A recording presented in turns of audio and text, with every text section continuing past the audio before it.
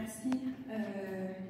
Je représente la table des groupes de femmes de Montréal, qui est un regroupement de 64 organismes communautaires qui œuvrent principalement à Montréal pour la défense des droits des femmes, surtout celles à la croisée des oppressions. Les enjeux de profilage sont souvent associés au sexe masculin, mais les femmes et les personnes issues de la diversité sexuelle et de genre y sont également confrontées. À la table, nous avons mené une étude quantitative et qualitative en 2023 sur le rapport entre les femmes et le service de police de la ville de Montréal. Nous avons recueilli des témoignages sur le profilage vécu par les femmes, particulièrement celles qui sont les plus ciblées, comme ça a été déjà mentionné dans les rapports, les femmes en situation d'itinérance, les femmes autochtones aussi en situation d'itinérance et les travailleuses du sexe. Par exemple, les femmes autochtones que nous avons rencontrées ont nommé des tactiques mensongères des agents lors des interpellations, comme le fait de demander une carte d'identité et de ne pas la retourner, des traitements discriminatoires impolis et rudes, en ton et en langage corporel agressif, de l'intimidation et le fait d'être traitées avec le même niveau de force que les hommes. Les femmes ont aussi évoqué des histoires où elles se font tabasser, où les agents se moquent d'elles ou encore les déplacent dans un terrain vacant et éloigné. Je tiens à vous dire aussi que mon intervention s'adressait surtout au directeur du service de police, donc que vous teniez en compte ça. Il est absent malheureusement, donc je pense que c'est à noter ça aussi.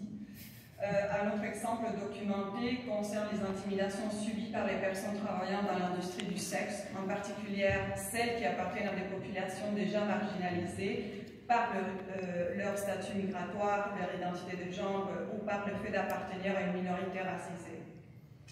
Selon les témoignages recueillis, ces personnes, lors des interpellations, sont intimidées et harcelées, ainsi qu'en cas de besoin ou de danger, elles ne se sentent pas en sécurité pour solliciter l'aide de la police.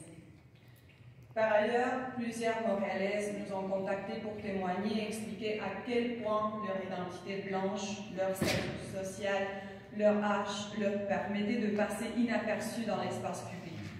Toutefois, elles ont aussi dénoncé le profilage subi par leurs amis ou concitoyennes dont les traits ne correspondaient pas aux stéréotypes associés à une identité blanche.